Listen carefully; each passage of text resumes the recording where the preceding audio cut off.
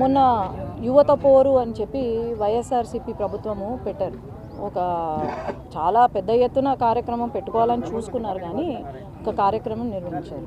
దాంట్లో భాగంగా కొంతమంది నాయకులు అనవసరంగా పిచ్చి పిచ్చి మాటలు మాట్లాడుకుంటూ, మరి మొన్న ఎవరో సిద్ధార్థరెడ్డి వచ్చి మాట్లాడాడు. పాపము స్క్రిప్ట్ రాసిన వాళ్ళు ఒక రోజు ముందు స్క్రిప్ట్ ఇచ్చినట్టున్నారు, బాగా చదువుకొని వచ్చి మాట్లాడుతున్నాడు. ఏంలే, చాలా నెలల నుంచి పాపం ఆయనకు యూట్యూబ్లలో, ఫేస్బుక్లలో, సోషల్ మీడియాలలో షేర్స్, లైకులు రాక మళ్ళీ ఇప్పుడు వచ్చి నోటికి వచ్చిన మాటలు సీఎం గారిని, పవన్ కళ్యాణ్ గారిని, లోకేష్ అన్నను అందరినీ మాట్లాడడం అనేది నేను ఖండిస్తున్నాను. ఈరోజు ఆ రోజు అన్నాడు కార్యకర్తల గురించి మాట్లాడుతున్నాడు.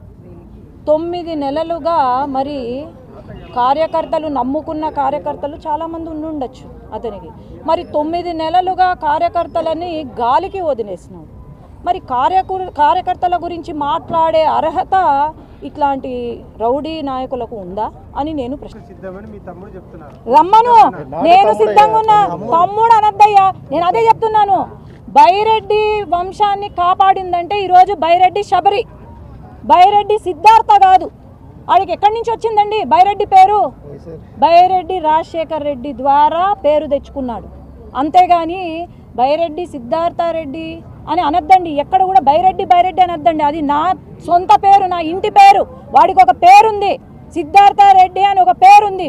వీలైతే బైరెడ్డి సిద్ధార్థరెడ్డో అని అనండి, అంతేగాని బైరెడ్డి అంటే అది నన్ను అన్నట్టు, నా ఫ్యామిలీని, నా కుటుంబాన్ని అన్నట్టు అవుతుంది. ఎవరండి వాళ్ళు? ఏం న్యాయం చేశారు? ఈరోజు ఏం మంచి చేసినారు చెప్పండి? ఒక్క మంచి పని చూపించండి నాకు. లేదు కదా. మరి